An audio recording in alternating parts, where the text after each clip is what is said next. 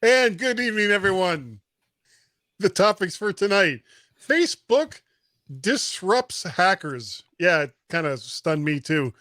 Sure hope you like that camera filter since it might cost you thousands of dollars without you knowing it at first. OS 10 is 20 years old, likely older than many of its current users. And Intel says Justin Long ads are just for fun. All of that tonight and more, maybe, on the Mac to the Future livecast. Go.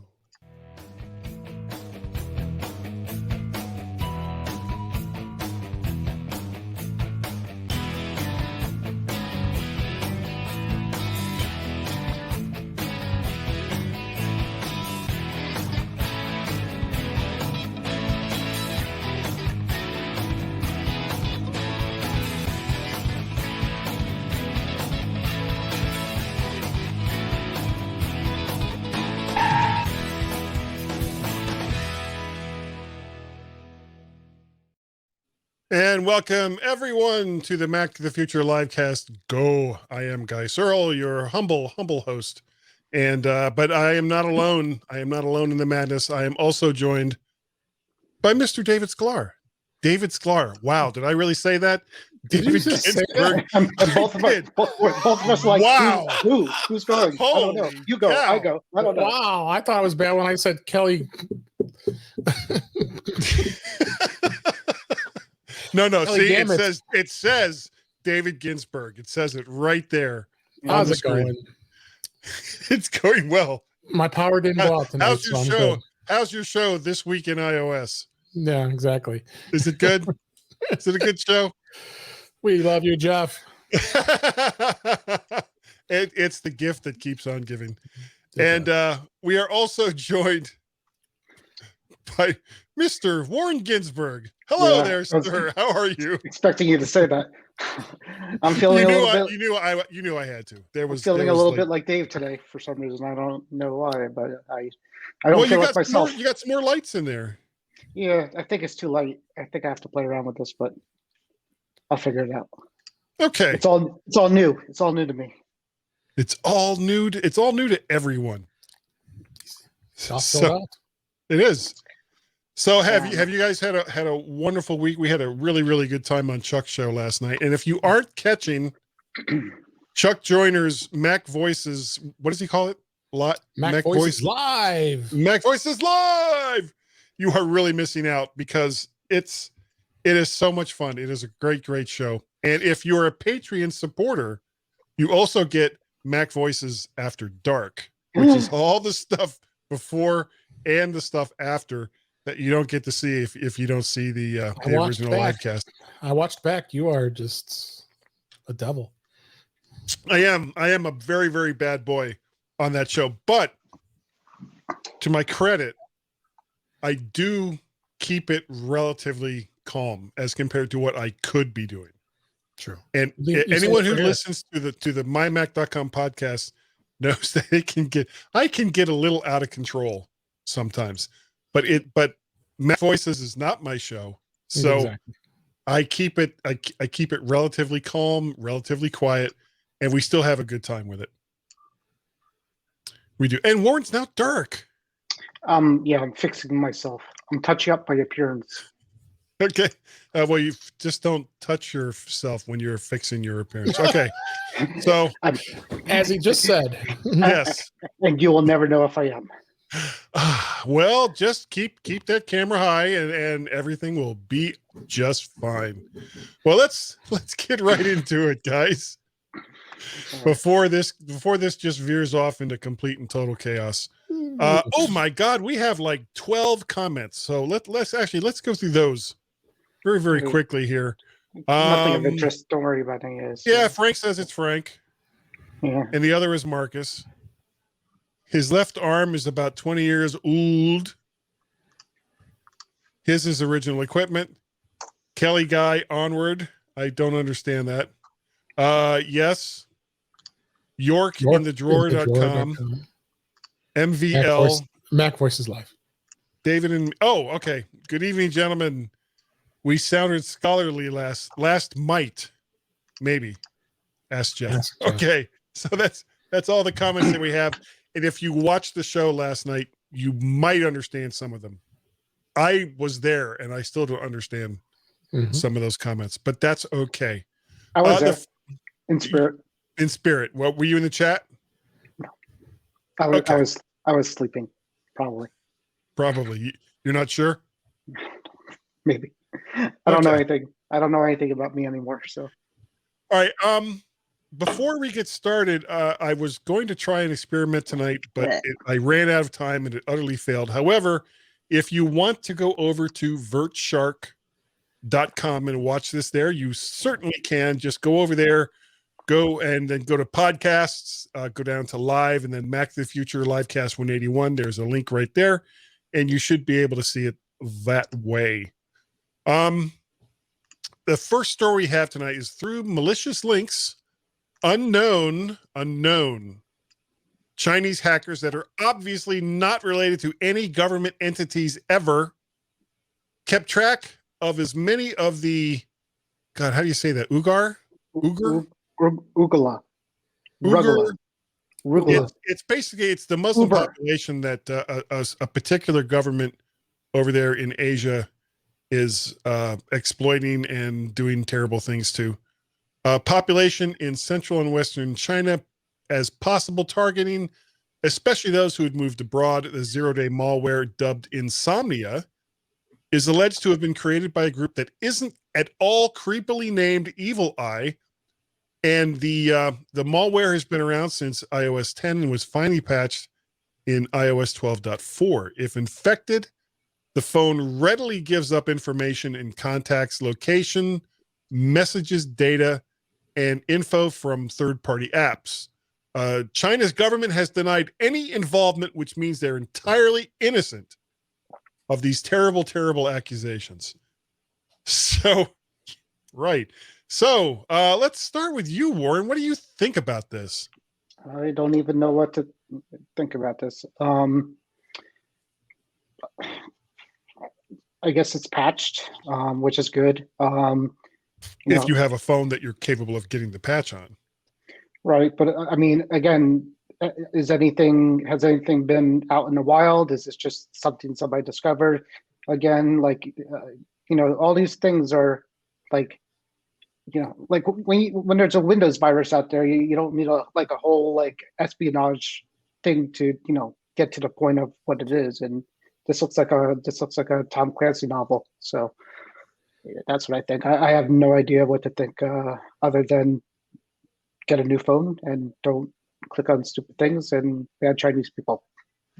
Well, if you're living in that area, chances are you don't get a new phone every single year. The other thing to remember is, and I saw this on with some of the reporters that were going into the area trying to find out information about alleged labor camps and things along that line, that they were forced upon entering that. Now this, they have a border control set up to go into the region, especially for Westerners. They were forced to put on some apps onto their phones, regardless of whether they were iPhones or Android phones, that allegedly got into root for the phone and allowed the phones themselves to be tracked, or something along those lines. It wasn't good. Dave, what do you think about this whole terrible thing? I'm the same with Warren. I couldn't even begin to tell you, other than the fact that if anybody has a phone that's running iOS 12.4, shame on you. That's a really old phone. It is. I mean, I guess it's patched if you have 12.4, but I mean, just nothing surprising about anything that relates to Chinese crazy people that do this stuff. Keep hearing about all this hacking all the time, and yeah, well, how much else I could say on this. Okay, we have some comments over in Facebook. It says the observers are also professionals. Something about the real Vert Shark, and Frank Petrie also says, I'm glad we got that update. Yeah, Thank you for these are things that we need to know. He stole the camera on me. Take the camera off. Oh, that's right. Oh, I have to do this. Bam. All right. We're having some fun. Legitimate sounding apps fleecing users to the tune of over $400 million a year. Avast, an antivirus company, has reported many of these apps to both Apple and Google for their practices. The scam is to get you to download a free version and then convince you to sign up for the full functionality later on, and then overcharge users for as much as $3,500 a year. These apps fly mostly under the radar as QR readers, camera filters, image editors, and so on. So there's, there's always been a lot of shady developers out there, no matter what computing platform that you happen to be on. Dave, can you think of any ways that people could protect themselves from these kinds of apps? Yeah, don't download them. I mean, there were apps like that out there in the past. I seem to remember a flashlight app that was hidden, and some like you could hide files in storage, and there was a calculator app that had some weird stuff going on. If you're unsure of what the app is or where it comes from, check the developer, make sure they're legit. Don't download these apps if you don't see them, if that's the only app they do, or if it gets a lot of low ratings. Watch the ratings, even though sometimes I don't even trust the ratings, because sometimes they'll stuff them. Idiots out there that either say really good things or just have nothing else better to do to be jerks about things. But just be vigilant to what you're downloading, and don't download them. Avant, I mean, I don't know if I trust them much either, honestly. They're out there, and many of these antivirus companies, although McAfee and ESET is probably another one, and Norton, I think, still does antivirus. They all are catching this stuff too. I would probably feel more reputable with the three I just mentioned than I would with Avant, to be honest with you. With Avast, you mean? Avast, excuse me. Okay. What do you think, Warren? Yeah, I think those flashlight apps that you were talking about, Dave, they weren't doing that, but kids found they were doing things that kids wanted them to do, and it was hiding what they were doing with the app. So I think it was like a chat app or a picture app hidden as a calculator app or something like that. Right. But the thing of charging all this money for the yearly subscription, that's also not new. That I heard the story before. And I don't think it's like malware or anything. It's just basically, basically you can download the app for free, and somehow you agree to a yearly subscription, and it does that. So, just like Dave said, just read, anything involving money, you should really read a little bit carefully. Yeah. In-app purchases, be aware. Yep. Yeah, it's probably best to, if you're looking for a particular app that does a particular thing, chances are there's going to be multiple apps that will do that exact same thing. And always, especially when you're talking about something like your phone, which is going to hold, chances are, more personal data than possibly even your home computer, since you always have your phone with you and you're always doing stuff on that as compared to your regular computer. Right. So be very, very careful. And if you're going to download an app, especially one that is one of these, let's go ahead and here's the free version. It'll work for a day or two, and then functionality stops. And if you want the full version, you get a subscription, which you never should agree to, or you're going to have to pay some fee in order to get the full functionality. Always check those things out before you sign on the dotted line. Okay. OS 10, guys, is now 20 years old. How old were you, Dave, when OS 10 came out? What?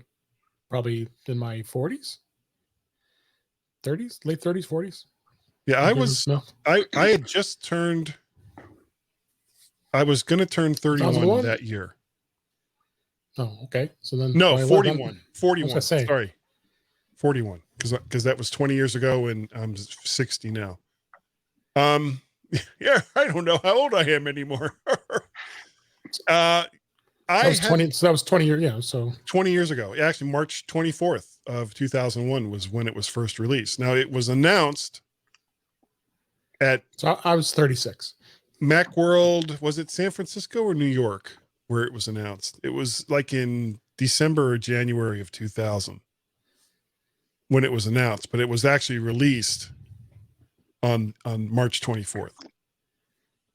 And it was a fantastic replacement compared to its predecessor. Its predecessor was just so bad. OS 9 and OS 8 and most of OS 7 were just terrible operating systems.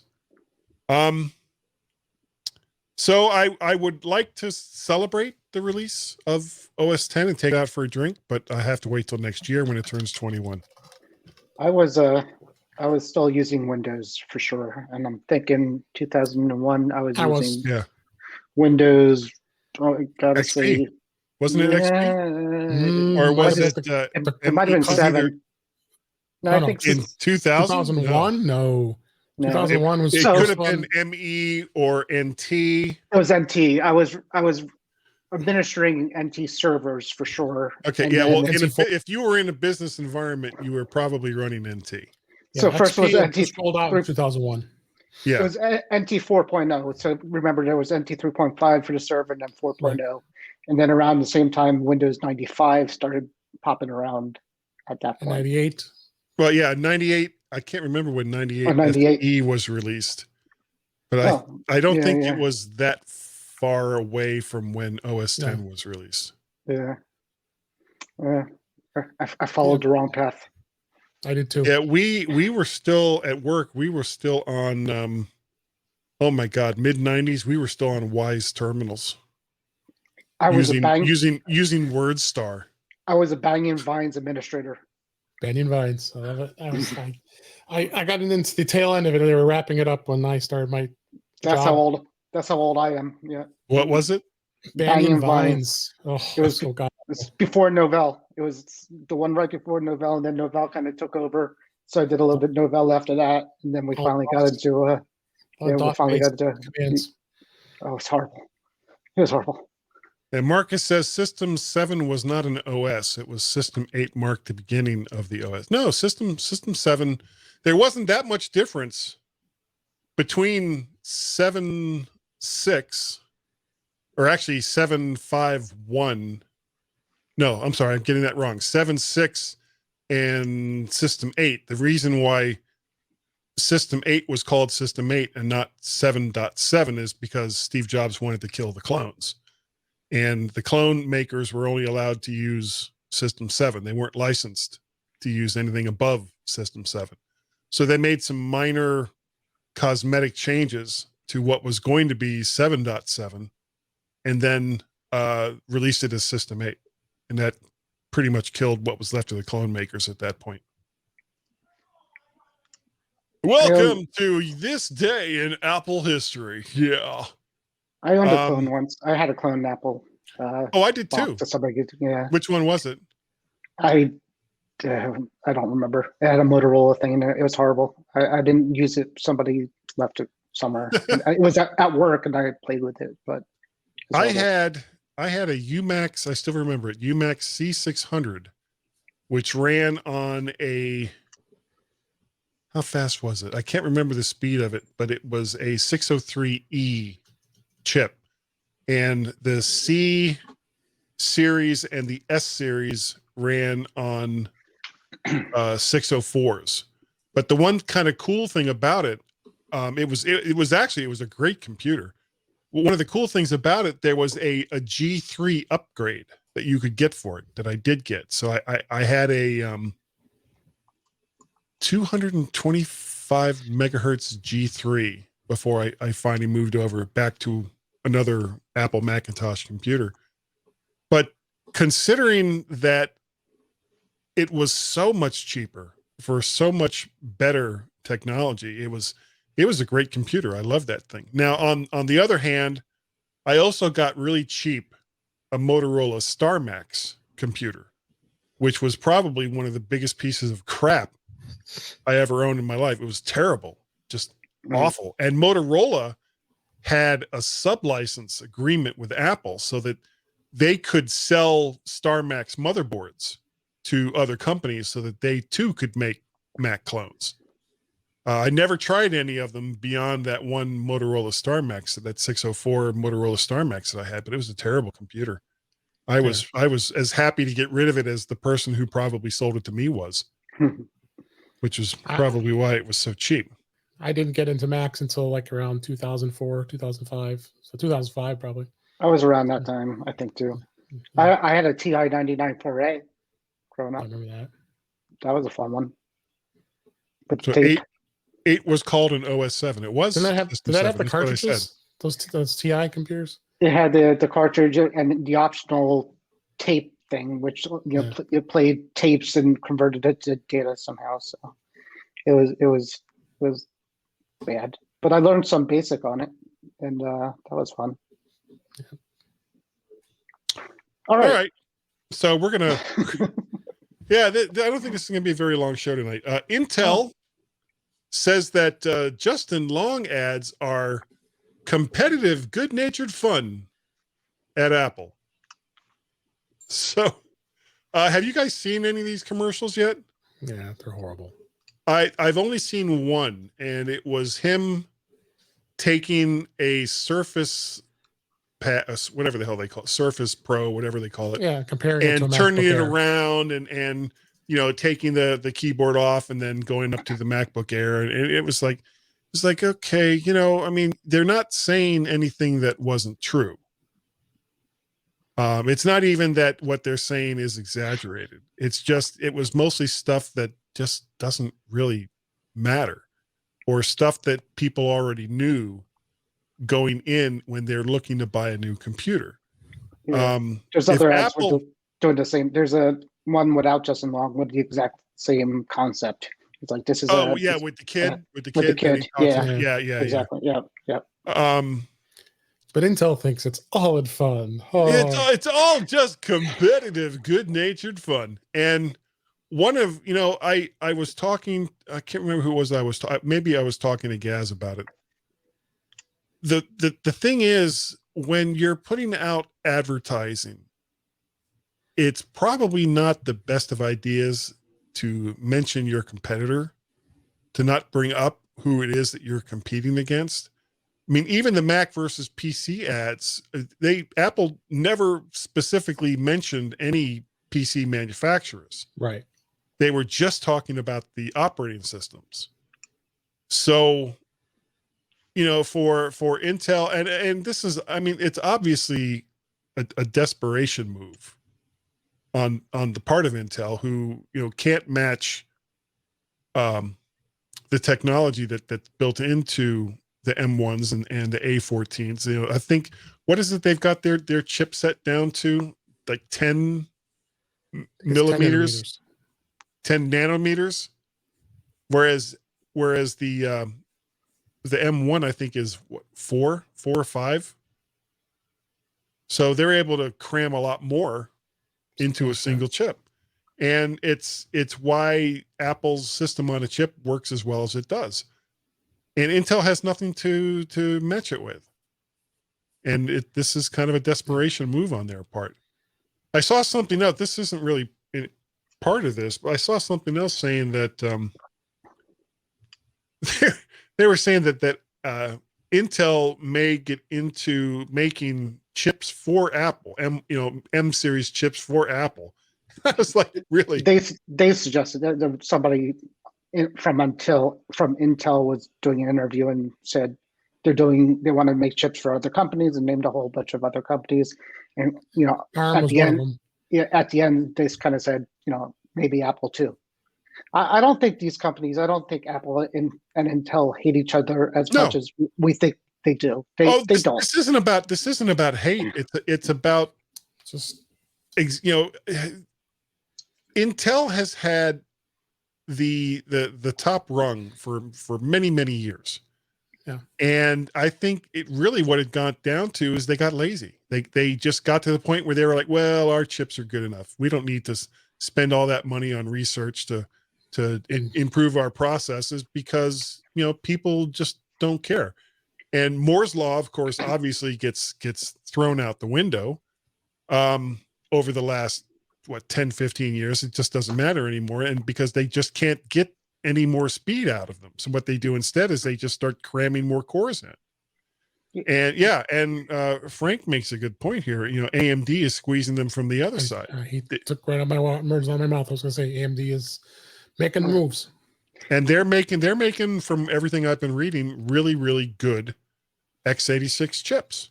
Yep. So and for people that want to look at this as being like a lose-lose for Intel, Apple wasn't really that much of a what's the word I'm looking for? They weren't really selling that many chips to Apple. Apple's share of the marketplace is 1/10.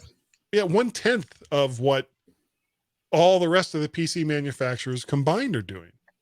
So it sucks for Intel that Apple's no longer buying processors for them. But on the face of it, Intel doesn't really get hurt that bad by this, right, except in comparing the relative performance of the current M1 or current M series chips versus the current Intel chips. And it's pretty obvious that in things like battery life and heat generation, and in some circumstances raw speed, that the M series chip is just a better processor for an Apple device. I mean, you have to understand Intel is making processors for everybody, lots and lots of different types of devices, and not just x86. There's not just but even their x86s are in Apple and Windows and other things. And there's a lot to consider, I'm sure. When you're Apple, you can build a whole chip, from the ground up based on your operating system and your hardware. So you have the advantages there. I mean, I'm sure if along with their software as well. If Microsoft and Intel said, listen, we're going to design a device specifically for this chip, or we're going to design this chip specifically for these Surface devices, system, right? Or the Surface device with this operating system, in a few years they'll get it, but that's not what they've been doing. They've been spread out so much. So, well, this really comes down to legacy software, legacy computers. Yep. Intel and Microsoft, in a lot of ways, are trapped by their own success. So the companies that keep them afloat keep telling them, don't make chips, don't make operating systems that negate all of the investment that we have in different types of business software, or we won't update our computers and we won't update our operating systems. Well, some don't. That's the other problem. Some can't update. You're dealing with government agencies. It wasn't at the the Mars rover had an old computer in there, but you hear about like G3.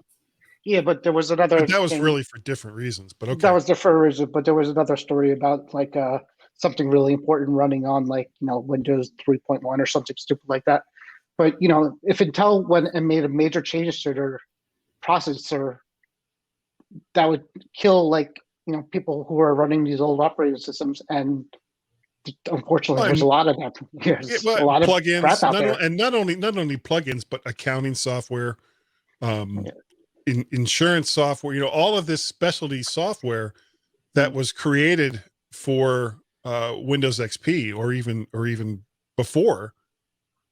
They have to keep backwards compatibility and to keep these companies coming back and buying computers. I mean, even NT was Microsoft's first grasp at making an operating system that wasn't built on the bones of DOS, right? And it failed miserably. Very few people bought it. You also got to take into account that Intel's into other businesses too. I mean, they make video chipsets. They make chipsets for the system itself. They make embedded systems. Embedded systems. So I mean, even on Dell computers, that they have those, and they have network chipsets, with network and Wi-Fi. So I mean, they're in other businesses besides the standard processor chipset. So Right. Well, this goes back to the same argument that that Apple had with the G series with IBM and Motorola. Is neither IBM or Motorola were interested in advancing the technology because Apple was still a relatively small company or a small buyer of Right. these chips as compared to all the embedded systems, ATMs and all kinds of stuff that they were putting the G series chips into. It didn't matter that Apple needed faster chips or chips that they, faster chips that they could put into laptops. IBM didn't care. Apple was small potatoes to them. So IBM or Apple ended up going to Intel, and we come 15 years later, and it starts to sound like the same old story where Intel is kind of not interested or seemingly not interested in advancing their technology for new needs or for the needs of a company like Apple. And Apple, probably seeing the writing on the wall 5 to 10 years ago, started buying these chip design firms that worked in ARM. And there we go. Somewhat later down the road, they come out with the M series. And it's, when you consider the technology that's not only built into the processor, but into Rosetta 2 and into everything that they have done to make current Mac software that was originally created for x86 to run on the M series chips. And it's amazing. And it still rings around a lot of the stuff that Intel's doing, even in emulation. Do the British people call chips out there, or are they something else? No, they call them fries. They're French fries. So it runs an Intel fry. Yeah. So Intel is fried. There you go. Yeah. Yeah. Now, Gaz would be crapping a brick at this moment. The last story that I've got here, unless you guys have something else, is that the 5th beta came out for macOS 11.3. I didn't see any really big changes other than references to 2 unknown iMac model numbers and a better ability to use keyboard and mouse controls for iOS games. So I know that with iOS software or applications now being able to be run for the most part on a Mac, that one of the things I've noticed with some of the few that I've tried is that the control scheme is just terrible because these were all meant for touchscreen devices. And a lot, especially the games, are set up as, you've got controls over here and controls over there, but they weren't set up to use keyboard and mouse because iOS at the time that most of these games were created didn't have a keyboard or had a keyboard, but didn't have a trackball or mouse controls. And most of them still don't.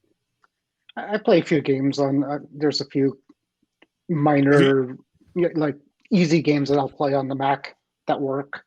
What a trackpad is not so bad. I don't know if you have a mouse, or if you're using a mouse, It might be harder.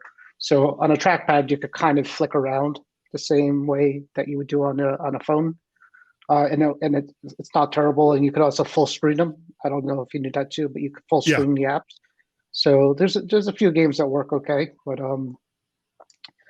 yeah, I don't know. I have now I have a new one to play with. I got a Mac Mini, so I'm going to see if I could. But the Intel, did you get an Intel Mac Mini? No.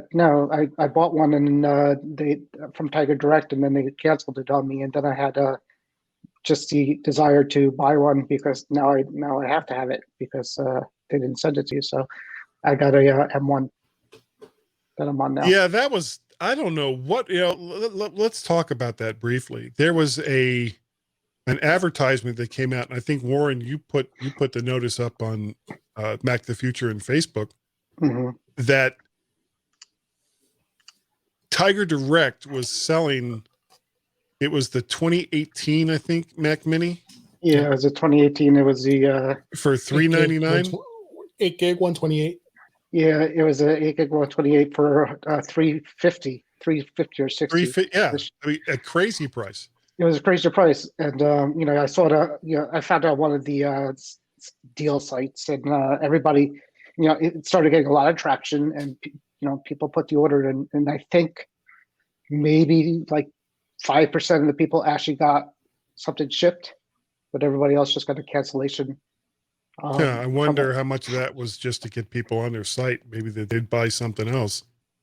From what I'm hearing, they just have a terrible inventory system, and they can't keep up with what people are doing. So I think once it hit the deal sites and people started noticing it, they just couldn't tell people. They got inundated. Yeah. So I emailed them. The last email I got said, "Sorry, what did they say? It was something stupid like we had to cancel your order." Unfortunately, they still have a lock on my Apple Card. Like they still have. It just went away today, but for 3 days, the balance was showing. Then Really? Yeah. That's not good. I contacted Goldman Sachs this morning about it, and they're like, "Well, if it doesn't go away by tomorrow, let us know." But it finally did. But yeah, that would have been a good deal if it shipped. But I'm happy now with this guy. So well, the only so far so good. I guess the 2018 had the soldered RAM and you couldn't replace They all do now. the storage. Yeah, 2018. 2018. No, actually, no. 2018, you could change. I changed the RAM on one of those. Yeah, you could. Okay. So you could put more RAM, but you couldn't swap out the storage. You gotta basically take the whole thing apart to get to it, but yeah. Well, that was the Mac Mini going all the way. I mean, I remember taking some of those apart for my kids, where you are literally disconnecting these tiny connectors for antennas and stuff, just to get to the hard drive bay. It was nerve wracking. Do you remember that old game Operation? Yeah. That's kind of what it felt like. Yeah, it was like, okay, I'm lifting that now. Oh, do not pass go. Do not collect $200. Completely different game. All right. I think that is going to do it for tonight. Warren, if people wanted to get a hold of you, how would they do that?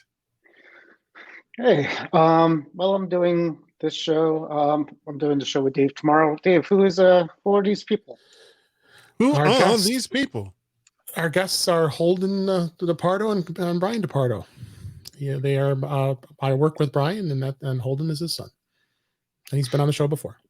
Awesome. That should be fun. The Back to the Future group is hopping with activity as normal, and didn't we get like a whole big influx of people somewhat accidentally? Not accidentally. I think somebody actually mentioned us on one of their shows, which was good. But yeah, we got a bunch of people coming in. What's the hot topic right now? Nothing much, right? Everybody's got 44.4K members now. Yeah, we're all talking about my new Mac Mini. No, we're not. We're having fun. So you come join us there. And everyone, if you're watching this, remember you can suggest topics to us and we will talk about them on the show as long as they're relevant. I mean, this is your guys' show too. So just if there's something that you want us to talk about, either in fun or seriously, or both, let us know and we'll talk about them. Dave, if people wanted to contact you and see what else it is that you're up to, what would they have to do? Well, you can go to In Touch with iOS at intouchwithios.com. As Warren mentioned, I got a two good friend and co-worker and his son will be on the show. We'll have a lot of fun, and they've been on before. And you also can find me on Mac Voices Live on Tuesday nights on YouTube and Facebook. Come check that out. Occasionally on the Mac Show on the British Tech Network, although I'll have to miss this week because they're not on daylight savings time yet, and I can't do that hour. So, but I'll be on probably next week. And I'm also president of the Suburban Chicago Apple Users, and come check us out. I do that as well. And then on Twitter, DaveG65. Thanks. And if you would like to get a hold of me, email address is guy@mymac.com. I'm on the Twitters as VertShark and MacParrot. I also do the mymac.com podcast with Gaz as well as on occasion, though I haven't done it lately, Guy's Daily Drive, driving in a car and saying stuff and doing that live because I'm weird that way. If you would like to help contribute to my ever expanding collection of microphones, you can do that going to patreon.com/MacParrot, coffee, ko-fi, trying to keep a straight face, /MacParrot, or pay a pal by going to paypal.me/ here it comes, MacParrot. Oh, I thought you were going to make me a liar there for a minute, Dave. Well, I think that is going to do it for this evening. Thank you all so very, very much for joining us this evening on the Mac to the Future Livecast Go. We really, really do appreciate the fact that you take the time to join us here. And hopefully, actually, I was about to say I wasn't going to be on next week, but I will, because we were going to go see on Wednesday night Godzilla versus King Kong, but it got changed to Thursday. So we will be here next week, but God, I won't miss a be. show. Hey, I am not going to be able to watch or listen to. International movie theater you're going? Yeah, not Arlington. Woodbridge, Virginia Cinema and Draft House. So you buy the tickets ahead of time. You tell them what food it is that you want to eat. You sit down in the theater. They bring you your food, and then you've got like spaces between you and anyone else who may also get seats. It's kind of it's a fun experience. It's a good chain. And We rented out for $100. You could rent out a theater now. So well, yeah, anything to get a little bit of money in. so we did And that twice, and it's great. We invited a couple of friends and family, and you kind of just you in there. Before we go, and that reminded me of something. If anyone is a fan of Godzilla, go on over to YouTube and type in Godzilla versus Owl Kitty, and you will enjoy what it is that you see. Owl Kitty, it's a whole thing. Anyway, we're gonna go. Thank you all so very much again for joining us. Say goodnight, Warren. Say goodnight, Dave. good night, Warren. Warren. Good night, Dave. Yeah, see, I knew they'd do that.